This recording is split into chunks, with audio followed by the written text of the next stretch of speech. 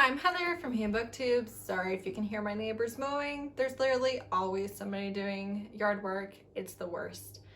So, in September, I had 14 5-star reads. I'm going to talk about 5 of them. Let's start with Sacrifice, which is Bloodline Vampires #1 by Katee Robert. This is a pretty short book. It is the first part in a series and is about a vampire who is half human, half vampire, and she has been sent as a political pawn / sacrifice by her father, who is all about vampire purity, etc. She doesn't have magic, which is like the one saving grace of most vampires, so she's basically sent as a womb / blood bank. The bites are orgasmic of the vampires, and there's male-male relationships. It's going to be a reverse harem. She is a virgin. She has been abused by her dad in the past. That's not on page, but it is referenced. So she has not had a good life up to now, and she expects nothing better. She does get better, but also, like, they're vampires. They're pretty aggressive and bloody. So it's her and these 3 vampires, and basically they're gonna end up saving the world via sex, and I am here for it. The smutty scenes are so good, and I can't wait to see where she goes with it. The ending just really leaves you wanting more, even though it's not a cliffhanger per se. The dynamics between the 4 of them, I'm so excited to see how it develops. It's really, really good. The smutty, awesome vampire reverse harem. What more do you want out of life?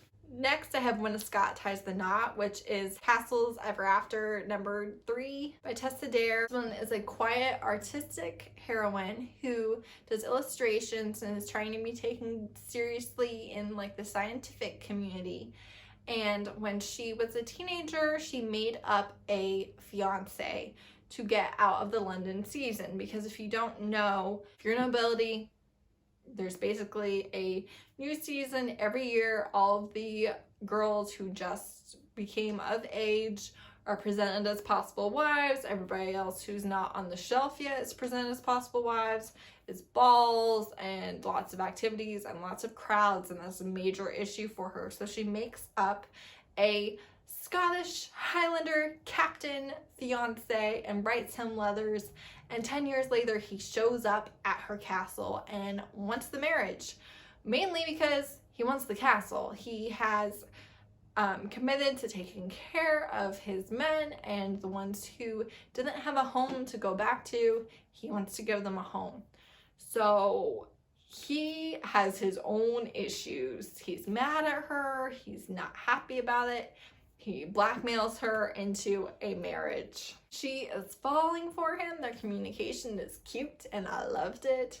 And it was just what I wanted. It was just what I wanted. You have kilt, you got Highlander, you have really funny scenes. I think that Tessa is hilarious. I really do. If you like historical romance at all, if you like Highlanders at all, this is just a great read. Next, I have Axel in Heaven, which is Summer Boyfriends #2 by Francesca Penn. This was such a breath of fresh air. I honestly picked this book up thinking that I would just DNF it. I didn't think that was going to be anything great, but I wanted to give it a try, and it ended up being so good. I can't wait to read more by this author. It is a fake dating trope, and she's on vacation. Her ex-fiance is there to have his wedding with the girl that he cheated on her with, and she just walks up to this guy that she thinks is hot and is like, hey, can you be my fake boyfriend? And he pulls it off so well. It's like right on page 1. It's so good. And so he fake dates her the entire vacation. He really wants her to stay. She can't. She has a business meeting, etc. And they leave without exchanging information. Months and months later, he finds her and asks her to be his fake girlfriend for a company reason. And so she basically moves in and fakes being his girlfriend / fiance, I don't remember.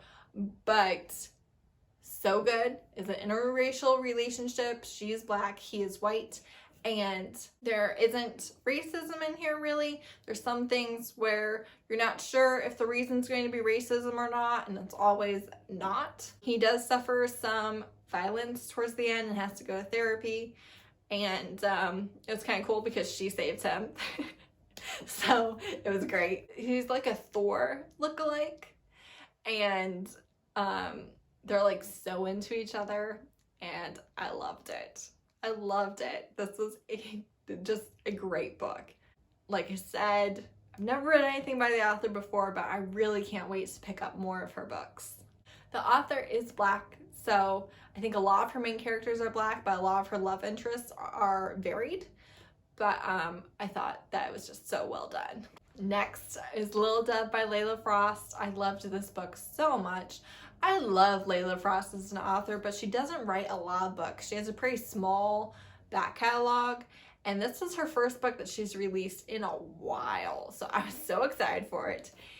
It was so good, oh my gosh. So it's a daddy kink, but more like a protective dom provider, and also she says daddy. There's no little play whatsoever, and it starts out as a captive-captor situation. He's a mafia boss. She sees something, and instead of killing her, he keeps her.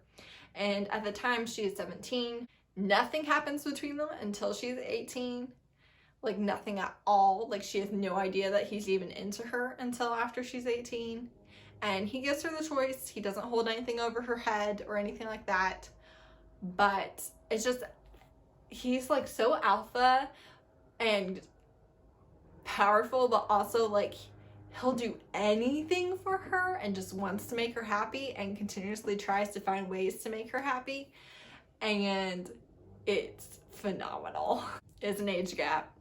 It is captive, daddy kink, age gap, mafia boss. There is a lot, and it's pulled off so well.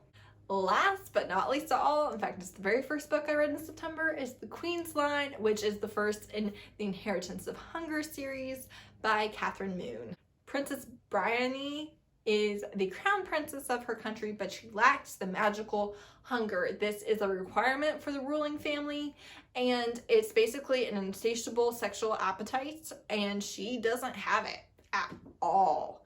And so she really doesn't know what to do. She ends up picking her men when she's required to at like 25, which is significantly later than average.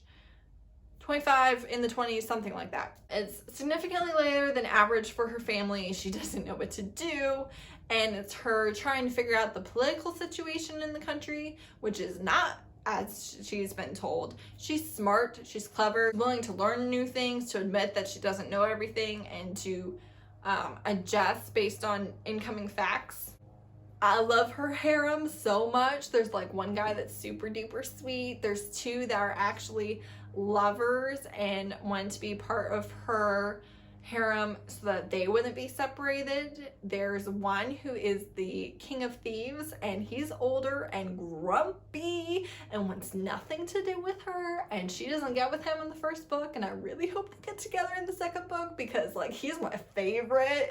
He's like my type of book boyfriend, you know, where like I don't know, they're older and powerful and grumpy and just like, I don't know, I like him a lot. And then there's like a couple more who might become part of the harem. I don't know where it's gonna end, but let me tell you, it's a good time. And she's almost like, is it demisexual, where you don't feel sexual attraction with somebody unless you already have feelings for them? That's pretty much how she works. So there's lots of smut. And the ending, I'm gonna hate those characters so much, and I can't wait to see what happens. And the second book comes out October 6th. I cannot wait. It's gonna be amazing. It's gonna be amazing. I really, really, really like the series. It's exactly what I wanted. Fantasy, reverse harem, sex magic, political intrigue, a really smart character. Oh yeah, I'm here for it. I can't wait to read more. Those were my top 5 books of September. They were so good. Have you read any of these? Do you want to read any of them? I would happily reread any of these. They were just top notch. So really good month. Thanks so much for watching. Bye.